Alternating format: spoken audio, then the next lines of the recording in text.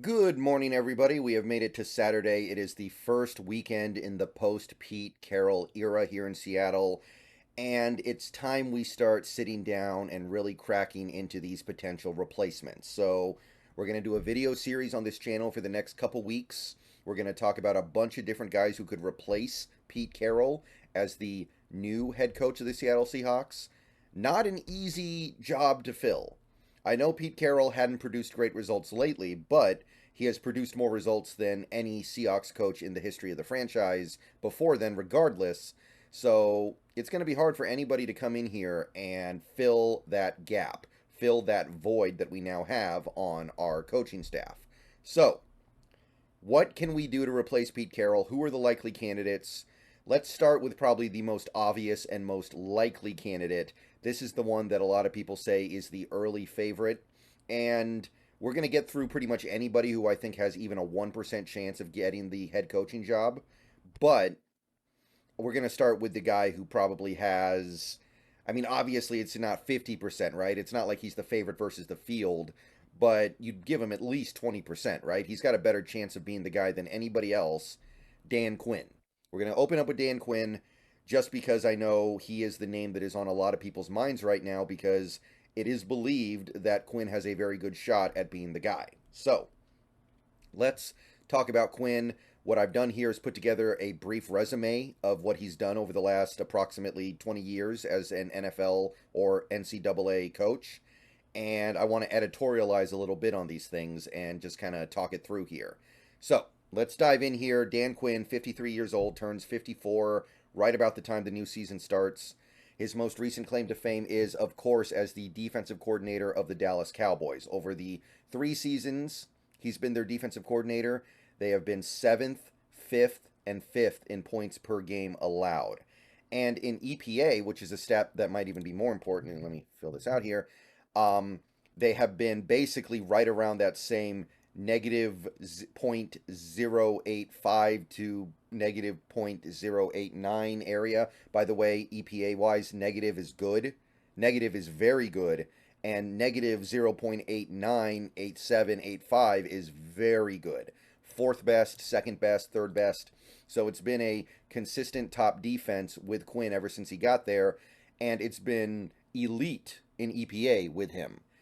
And this was a defense that was absolutely awful before Dan Quinn got there. They were 28th in the league in points allowed the previous year. Now, there has been a good amount of talent in Dallas, but at the same time, he's also done a good job replacing talent when they lost it. They've lost Trayvon Diggs this season, and they're about as good as they've ever been because he was able to plug in Deron Bland and get elite production out of Bland as well. So we've seen him overcome a talent deficiency from time to time when acting as the Cowboys defensive coordinator, which is commendable. He still has had 3 years of Micah Parsons, which is one of the most destructive players in the league. He's gotten good. He's gotten good players in for 2 of these 3 years. He's had Trayvon Diggs, who has become one of the better corners in the NFL. And he's also had other good blue chip players, but we've also seen him transform the careers of guys like Odigizua, who could have gone one way or the other and has been a really good player for them. Feels like he's really turned around the career of DeMarcus Lawrence and made him better than he's ever been. So the work he's done in Dallas is really, really good and really, really credible. All right. So now we go back to his previous stay, the Atlanta Falcons head coach for 5 seasons plus about a third of a season in 2020 before he got fired. This is where things get a little bit troublesome. This is where things are not so great. He did have a winning record across his 6 seasons, or 5 and a third seasons, I guess. But the peak of his success, the best season that he put together, which was, of course, 2016, when Atlanta won 11 games, went to the Super Bowl, and should have won it, that was on the back of the offense, which was being spearheaded by Kyle Shanahan. And we now know, beyond any shadow of a doubt, that Kyle Shanahan was the mastermind of that offense, and Dan Quinn probably had very little to do with it. So when Dan Quinn was there, other than the success of the offense over that period where they had Shanahan and then maybe a little bit right after he left, there really wasn't that much to talk about. Let's just be real here. If you take a look at his defensive performances in the 6 years he partook as the Falcons head coach, 14th, 27th, and that was the year they made the Super Bowl. So they made the Super Bowl almost entirely because of their offense. He had one good year in 2017 when they made the playoffs with a weakened offense. It was 8th in the league, allowed less than 20 points a game, 25th, 23rd, and then 31st in the league before he got canned. This obviously only represents the 5 games that he actually coached. The defense improved after he left, but 32.2 points per game across 5 games, that's pretty awful. That was the COVID year, but even compared to other teams in the COVID year, it's bad. EPA, if anything, paints a worse picture. According to EPA, no Dan Quinn defense in Atlanta was even average. The best he did was that first year, 2015, 17th. And he only had 1 year of an EPA that was negative 0.01 in 2017. And even that year, it wasn't that impressive. It was only 18th in the entire league. Now, a lot of this could be attributed to Thomas Dimitroff not doing a good enough job getting defensive talent in there. You wouldn't exactly be able to sit down and list off a lot of prolific Atlanta Falcons defensive players during this era, right? You wouldn't exactly be able to sit down and say, okay, they had Lawrence Taylor, they had Ed Reed, they had Ray Lewis. They don't really have guys like that, admittedly, but the fact that he couldn't get anything really good out of this group at any given point is a little bit of a concern, right? And this is what he's doing as a head coach, which maybe speaks to this idea that he's a guy who needs to remain a coordinator so he can focus on one thing. Even in 2016, when he had Kyle Shanahan focusing on the offense almost entirely, he really didn't get a good handle on the defense at all. So this is a concern. However, as we have just learned with Pete Carroll, there is something to be said for getting a guy with a good pedigree who failed the first time. Pete Carroll failed as a head coach in New England, went to college football, reconsidered some things that he was doing, learned a bunch in college football, came back into the NFL, and had great success. So there is something to be said for learning from your mistakes from your first time around. So I'm not writing him off because of this, but I am concerned that he was never able to put together a defense that was undisputably good. The closest he did was 2017, and even that is somewhat debatable. And then, of course, his work as a Seahawks defensive coordinator. I barely need to discuss this. We all know what he did. 2013, best defense in the league by far. First in EPA, first in points allowed. 2014, first in points allowed, second in EPA. Negative 0.151 EPA in 2013 is the stuff of legends. And then he got a head coaching job because he had done such a good job. Now, here's the issue. What was he inheriting? Because in 2012, the year before Dan Quinn arrived in Seattle, the Seahawks defense ranked first in points allowed. They were the best defense in the league that year, probably. Them or, I guess, San Fran, right? So he inherited greatness and made it a little bit greater, right? Or how excited are we about that? Because even in 2011, the Seahawks defense was good. It was definitely trending in the right direction. And then they peaked, and then they hit the peak in 2012, and then rode that peak for another 2 years. By the way, after Dan Quinn left, they had another season with the number 1 defense, and the next year they were 3 and only didn't finish first because Earl Thomas broke his leg at the end of the year, and we gave up a ton of points right after he got hurt. So this was a defense that was great, independent of the defensive coordinator. Dan Quinn probably did the best work of anybody with this defense, but there was a lot of defensive excellence to go around in that 5-year window. And obviously that speaks to the fact that he had great players, which he also largely inherited. The Seahawks did not exactly do a bang-up job bringing in a ton of elite talent from 2013 and 2014.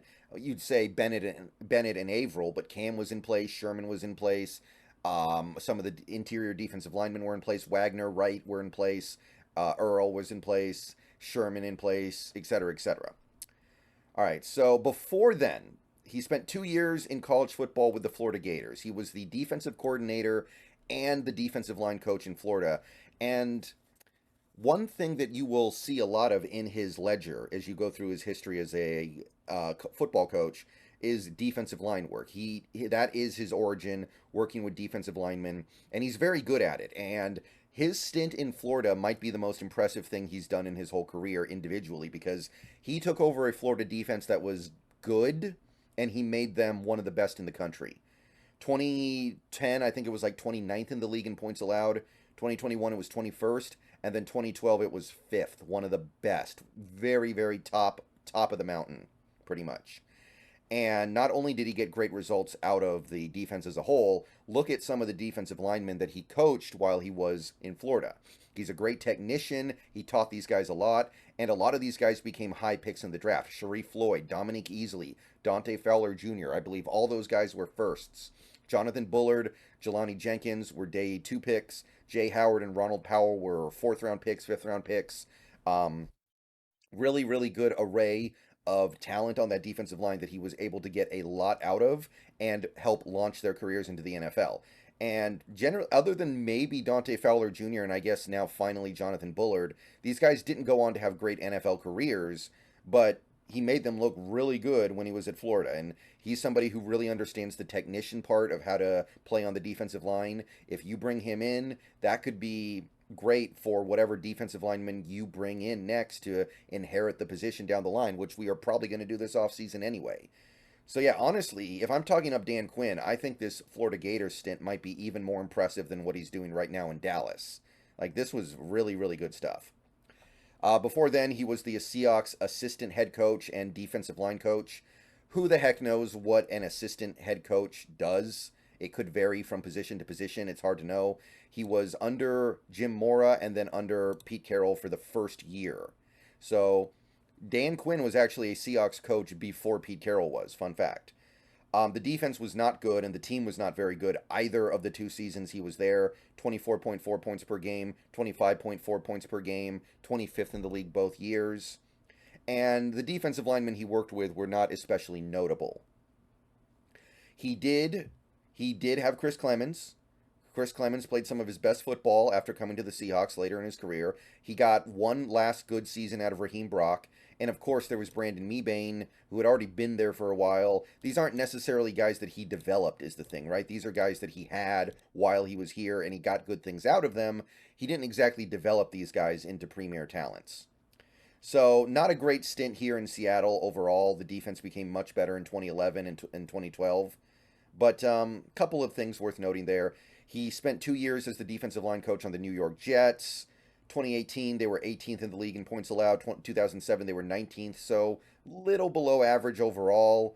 There wasn't a lot going on the defensive line. Sean Ellis was there, but he was a pre-existing star before 2007, and Chris Jenkins was also there, but again, that's a veteran player that Quinn just kind of inherited. One guy who was on that team that was notable is Dwayne Robertson, who went, I think, 4th overall in the draft and played nose tackle. Very rare, you see that, and he was a big bust. And 2007, 2008 was kind of like his last chance in the NFL, and it did not work out. So Dwayne Robertson could not fix him, couldn't really get great things out of a defensive line, didn't really develop much of anything. So not a great stop for him. And final thing we're going to take a look here is defensive line coach at the Miami Dolphins for 2 seasons, 2005, 2006. The 2006 Dolphins defense, that was the Nick Saban Dolphins, was actually really good. 5th in the league in points allowed. It was average the year before 2005, just under 20 points a game.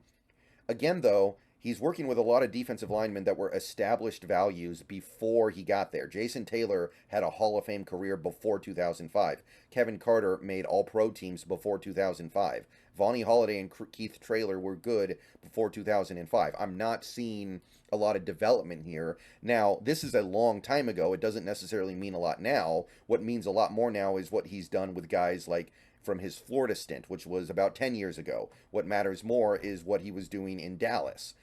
But I don't know. I look at this resume and I see nothing that really blows me away here.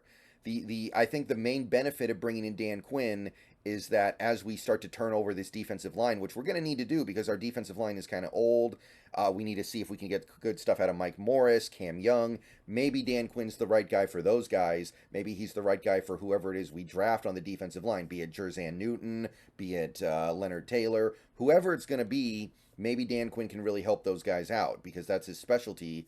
But there's some red flags here. I have some concerns about this resume, and this is not a hire that I would love for those reasons. See you guys later. Go Hawks.